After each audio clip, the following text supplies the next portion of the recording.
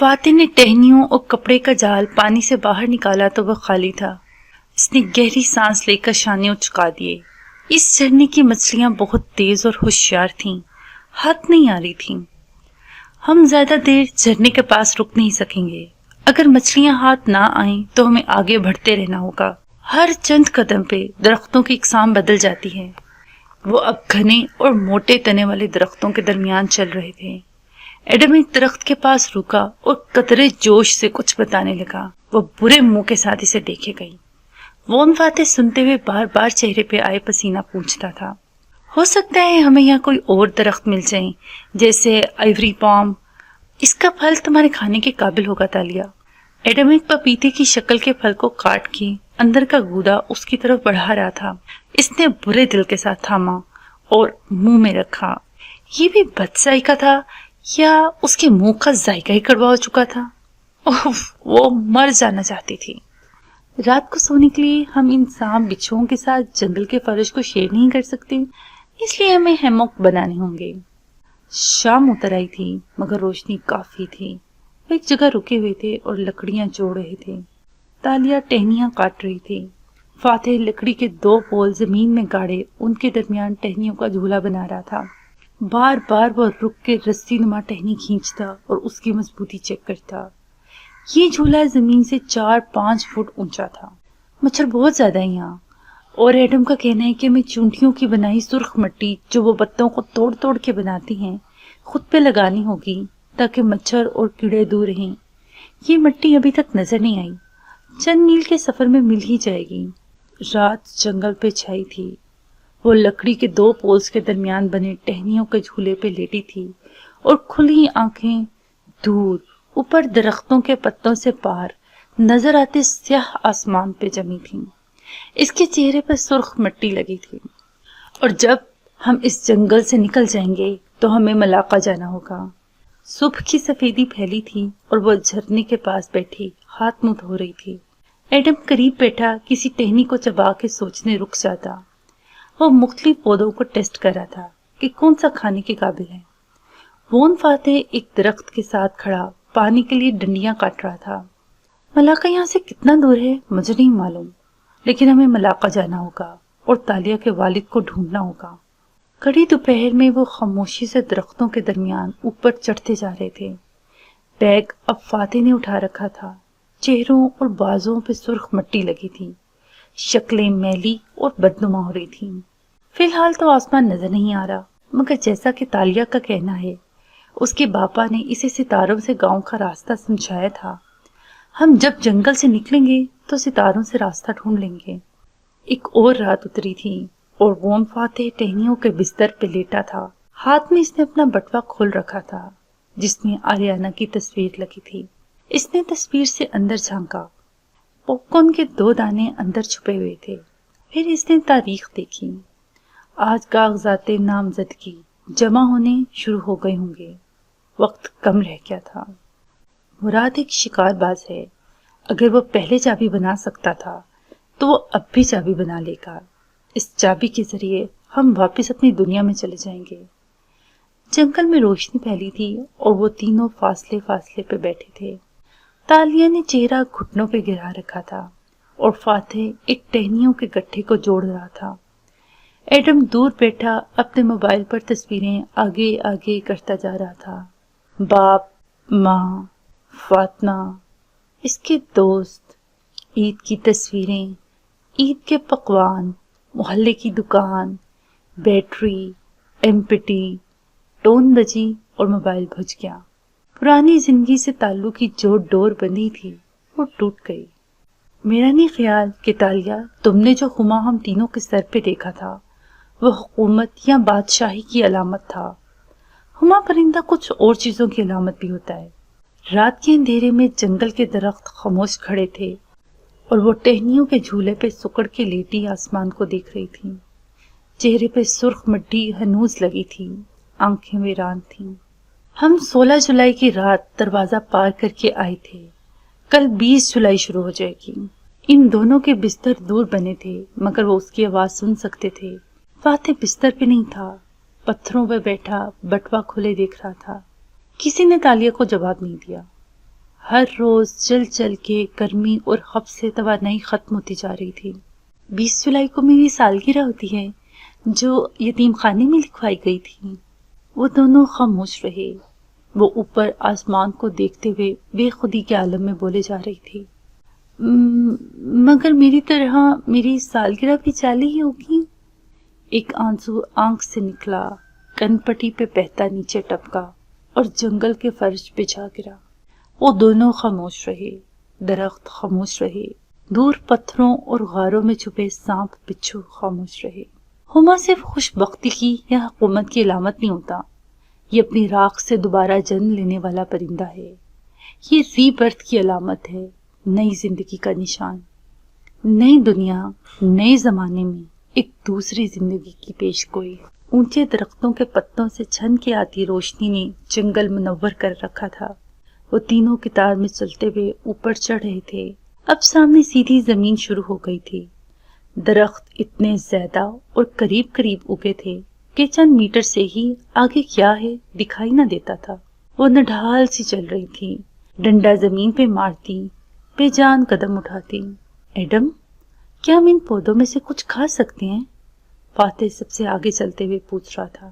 نہیں سر، ان پودوں میں سفید اور پیلی بیریز ہیں، یہ زہریلے ہوں گے، اور مشروم کا سوال ہی پیدا نہیں ہوتا، اکثر زہریلے ہوتے ہیں۔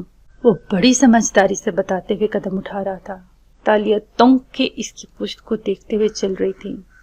اور یہ ان پودوں کے پتے بہت چمکیلے ہیں سر، یہ بھی زہریلے ہیں، اور یہ والا میں نے اس لیے نہیں توڑا کیونکہ اس کے پتے 3 کے گروپ میں ہیں، اور جن پودوں کے پتے 3 کے گروپ میں ہوں وہ کھانے کے لائق نہیں ہوتے، اور یہ والے جو اس طرف ہیں، وہ اشارہ کر کے بتا رہا تھا، یہ پہلے بھی گزرے تھے، ان سے بادام کی خوشبو آتی ہے، اور یاد رکھیے گا کبھی بھی بادام کی خوشبو والے پودے سے کچھ نہیں کھاتے کیونکہ وہ زہریلا ہوتا ہے۔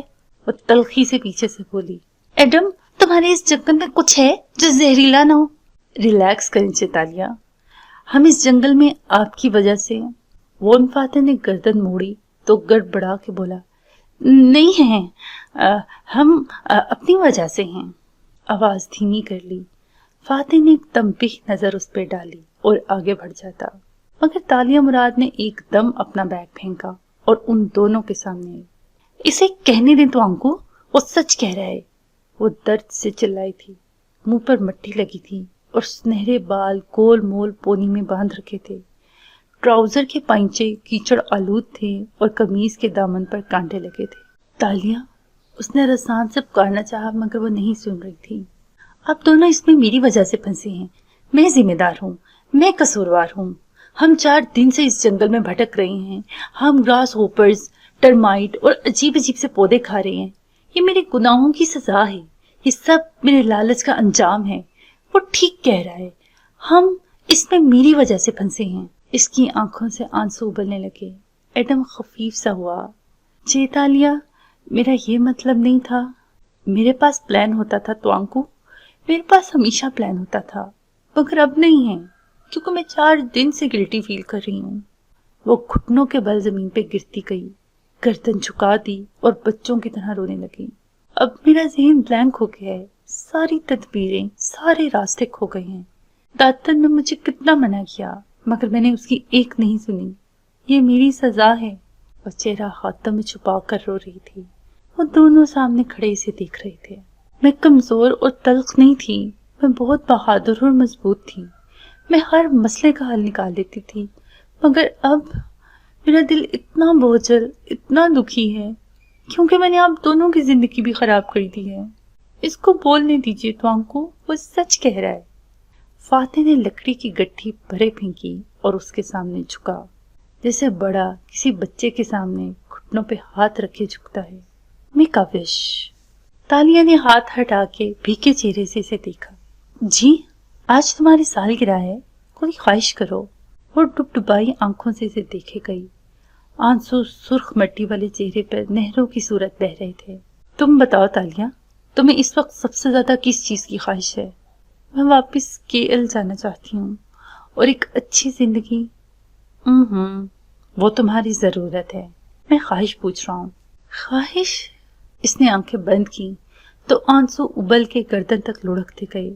اس نے آنکھیں کھولی۔ میں ملاقہ کے ہوٹل فریج سے چاکلیٹ رکھتے رکھتے رہ گئی تھی۔ میں نے آپ کے گھر کے سامنے والے کیفے میں بھی ہاٹ چاکلیٹ آرڈر کر کے انچھوا چھوڑ دیا تھا۔ مجھے چاکلیٹ کھانی ہے تو آنکھوں۔ وہ پھر سے رونے لگی تھی۔ اسے اپنی بے بسی پہ غصہ آ رہا تھا، رحم بھی آ رہا تھا۔ وہ اتنی کمزور کیسے پڑ سکتی تھی؟ کتنی کیلوریز ہوں مجھے پرواہ نہیں، مجھے بس بڑا سا چاکلیٹ کیک کھانا ہے، اتنی ساری چاکلیٹ۔ اس نے دونوں ہاتھوں سے اشارہ کر کے بتایا۔ وہ چند لمحے جھکے کھڑا اسے دیکھتا رہا، پھر سیدھا ہوا اور آگے بڑھ گیا۔ قریب میں ایک موٹے تنے کا درخت لگا تھا۔ اس نے ہاتھ بڑھا کے ایک پھل توڑا جو سخت خول میں تھا۔ دیکھ کے ہی طبیعت مقدر ہو جاتی تھی۔ پھر فاتح نے اسے چاقو سے کاٹا اور اندر سے سفید گودا خنجر پہ نکال کے اس کی طرف بڑھایا۔ اس گودے میں سخت سے بیج نظر آ رہے تھے۔ تم تصور کرو یہ چاکلیٹ ہے۔ تصور کرنے سے یہ واقعی تمہیں چاکلیٹ لگے گی اور تم اسے شکر کر کے کھا لو۔ وہ دوستانہ انداز میں سفید شے بڑھائے ہوئے تھا جو دیکھنے سے ہی بدمزہ لگتی تھی۔ تالیہ نے ہاتھ نہیں بڑھایا۔ یاد ہے تم نے کہا تھا کہ اگر کبھی مجھ پر ایسا وقت آیا کہ میرے ساتھ ملے قوم میں سے سوائے ایک کے کوئی نہ کھڑا ہو تو تم اپنی پوری سچائی سے کہتی ہو کہ تم وہ ایک شخص ضرور ہوگی، اس لیے کیونکہ تم مجھے اپنا لیڈر مانتی رہی ہو۔ اب میں تمہیں کہہ رہا ہوں کہ تم اس کو شکر ادا کر کے کھا لو۔ تالیہ نے اس بات میں سر ہلایا، آنسو پونچھے اور کھڑے ہوتے ہوئے خنجر لے لیا۔ پھر اس گودے کو تھوڑا سا منہ میں ڈالا اور بند ہونٹوں سے ذرا سا چبایا۔ ایک دم اس کی آنکھیں کھل گئیں۔ یہ تو چاکلیٹ ہے۔ اس نے بھی یقینی سے اس گودے کو دیکھا۔ خوشبو، ذائقہ سب چاکلیٹ والا تھا۔ ایسا لذیذ نرم مادہ جو منہ میں جاتے ہی کھل گیا تھا۔ ہیپی برتھ ڈے تالیہ، اور سالگرہ اسی دن ہوتی ہے جس دن ہم اسے مناتے ہیں۔ وہ مسکرا کے کہتا آگے بڑھ گیا۔ مگر یہ کیا تھا توانکو؟ وون فاتح؟ وہ حیران سی پکار رہی تھی مگر وہ آگے جا رہا تھا۔ آپ ذرا صبر کر لیتی تو میں بتانے والا تھا۔ جی تالیہ، کہ میں ان زہریلے پودوں کو اس لیے نہیں ہاتھ لگا رہا کیونکہ سامنے کوکا کا درخت ہے، اس کا بیج چاکلیٹ بنانے کے لیے استعمال ہوتا ہے۔ وہ کڑوا ہوتا ہے مگر یہ گودا میٹھا ہوتا ہے، پھولوں جیسا میٹھا۔ سر کو آپ سے زیادہ درختوں کی پہچان ہے۔ ایڈم اس کا بیگ اٹھاتے ہوئے گہری سانس لیتے ہوئے بولا۔ وہ چند لمحے بے یقین رہی، پھر اس کی آنکھوں میں خوشی اور کوئی انہونی کیفیت ابھری۔ وہ دوڑ کے اس درخت کے پاس گئی۔ وہ اونچا بڑا قدیم درخت اپنی شاخوں پہ ایسے ڈھیروں بھر لادے ہوئے تھا، جانے اس میں اتنی توانائی کہاں سے آ گئی۔ وہ تیزی سے آگے بڑھی اور بلی کی طرح شاخ پہ چڑھ گئی۔ آگے جاتے فاتح کے قریب آتے ایڈم نے سرگوشی میں کہا، چاکلیٹ حلق میں جاتی ہے تو دماغ میں وہ ہارمونز ریلیز ہوتے ہیں جو ہمیں خوشی دیتے ہیں، ریلیکس کرتے ہیں۔ امید ہے چیتالیہ کا موڈ اب اچھا ہو جائے گا۔ تمہیں کیسے معلوم؟ اب کتابیں نہیں پڑھتے کیا؟ وہ خفگی مگر اعتماد سے کہتا آگے بڑھ گیا۔ جہاں ایک ٹیلے پہ سرخ مٹی نظر آ رہی تھی، اسے پوٹلی میں مزید وہ مچھر مار دوائی بھرنی تھی۔ تالیہ ابھی تک درخت پہ چڑھی اپنی قمیض کے دامن میں وہ بہشتی پھل اکٹھا کر رہی تھی۔ مٹی سے اٹے چہرے پہ مسکراہٹ اور رونق واپس پلٹ رہی تھی۔ دھوپ تیز ہو گئی تھی، گرمی اور حبس بڑھ گیا تھا۔ وہ تینوں قریب قریب چلتے جا رہے تھے۔ ایک دم چھایا سی چھا گئی اور ٹپ ٹپ بارش برسنے لگی۔ وہاں ہر روز اتنی دفعہ بارش برستی تھی کہ اب ان کو کسی سائے کی تلاش ہی نہیں رہی تھی۔ بس ایک درخت تلے آ کھڑے ہوئے، پھوار یہاں بھی ان کو بھگوئے جا رہی تھی۔ فاتح نے گھڑی دیکھی، سورج ڈوبنے میں ابھی پون گھنٹہ ہے۔ پھر آسمان کو دیکھ کے کچھ سوچنے لگا۔ آپ کو کیسے پتا؟ وہ چونکی۔ اس نے اپنے پھٹے ہوئے کوٹ میں بہت سے کوکو کے پھل باندھ کے اٹھائے ہوئے تھے، کیونکہ میں نے اپنی گھڑی صبح صادق پہ اندازے سے سیٹ کر دی تھی۔ جواب میں خاموشی رہی تو اس نے ان دونوں کو دیکھا۔ کیا تم لوگوں کی گھڑیاں ابھی تک کھیل کے وقت کے مطابق ہیں؟ ہم نے کون سا یہاں ہمیشہ رہنا ہے تو آنکو؟ وہ خفیف سی ہو کے بولی۔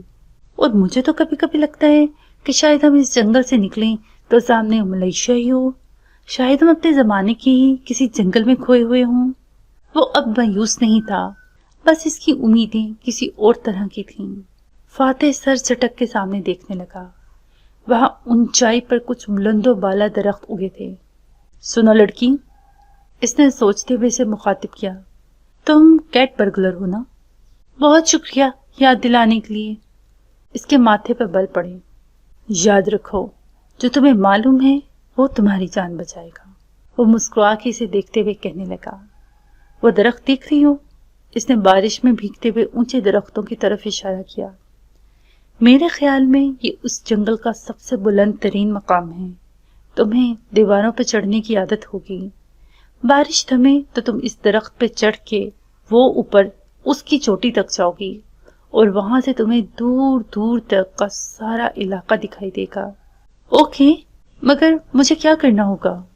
تمہیں دیکھنا ہوگا کہ جنگل سے نکلنے کا قریبی راستہ کون سا ہے، میدانی علاقہ کس طرف ہے، کوئی انسان آس پاس ہے یا نہیں، پھر ہم اسی سمت میں سفر کریں گے، اور اگر ہر طرف درخت ہی درخت ہوئے تو آپ یہ دیکھیے گا چیتالیہ کہ آس پاس کوئی جنگل ہے یا نہیں، ہم جنگل کی طرف چلے جائیں گے۔ عقل مند، ہم پہلے ہی جنگل میں کھڑے ہیں، یہ جنگل نہیں ہے، گو کہ ہم اس کو جنگل کہہ رہے ہیں، یہ رین فارسٹ ہے۔ بعض دفعہ بڑے بڑے جنگلوں کے درمیان چند میل کا علاقہ رین فارسٹ بنا ہوا ہوتا ہے۔ ایڈم رسان سے سمجھا رہا تھا، اگر ہم کسی جنگل میں نکل جائیں تو زیادہ اچھا ہوگا۔ وہاں پہ جانور اور پرندے ہوں گے جن کا ہم شکار کر سکتے ہیں، اور پھل بھی ہوں گے، آسمان بھی نظر آئے گا۔ اچھا بس کرو، ایسے بولتے جا رہے ہو جیسے مجھے کچھ معلوم ہی نہیں ہے۔ اس نے ہوں کہہ کے ناک سکوڑی۔ تمہیں اندازہ بھی نہیں ہے میں نے کتنے کام کیے ہیں زندگی میں، اور ہاں مجھے شکار کرنا بھی آتا ہے۔ آپ کے والد شکاری جو تھے، اور لکڑہارے بھی۔ میں پچھلی زندگی میں بھی غریب تھی اور نئی زندگی میں بھی ایک عرصہ غریب رہی۔ ہاؤ فنی۔ وہ تینوں درختوں کے ساتھ کھڑے تھے اور بارش آس پاس برسے جا رہی تھی۔ تالیہ مکمل طور پر بھیگ چکی تھی، مگر اب بارش سے فرق پڑنا ختم ہو گیا تھا۔ وہ تھمی تو وہ دونوں آگے بڑھ گئی، مگر وہ وہیں رکی رہی، بالکل ساکت، جامد۔ تالیہ، فاتح نے پلٹ کے پکارا تو وہ چونکی۔ کیا ہوا؟ اس نے غور سے اس لڑکی کا چہرہ دیکھا۔ کیوں لگتا تھا وہ ابھی نیند سے جاگی ہے؟ میں نے دیکھا وہ میرے گاؤں کے لوگوں کو پکڑ رہے تھے۔ وہ کسی اور کیفیت میں تھی۔ وہ تیزی سے اس کے قریب آیا۔ کیا دیکھا تم نے؟ مجھے بتاؤ۔ وہ سپاہی میرے گاؤں سے پمبوروں کو چن چن کے گرفتار کر رہے تھے۔ وہ ان کو قید میں ڈال کر مار دیں گے۔ اب وہ میرے گھر آ رہے تھے۔ وہ میرے باپا کو بھی پکڑ کے لے گئے، اسی لیے میں نے چابی اٹھائی۔ وہ چونک گئی۔ میرے باپا نے مجھے نہیں بھیجا، وہ تو قید میں ڈال دیے گئے ہیں۔ میں خود گئی تھی دروازے کے پار تاکہ مدد لے کر آؤں اور اپنے گاؤں والوں کو قید میں مرنے سے بچاؤں۔ اس نے نڈھال سے انداز میں اپنا سر تنے کی پشت سے ٹکا دیا۔ کس کی قید سے؟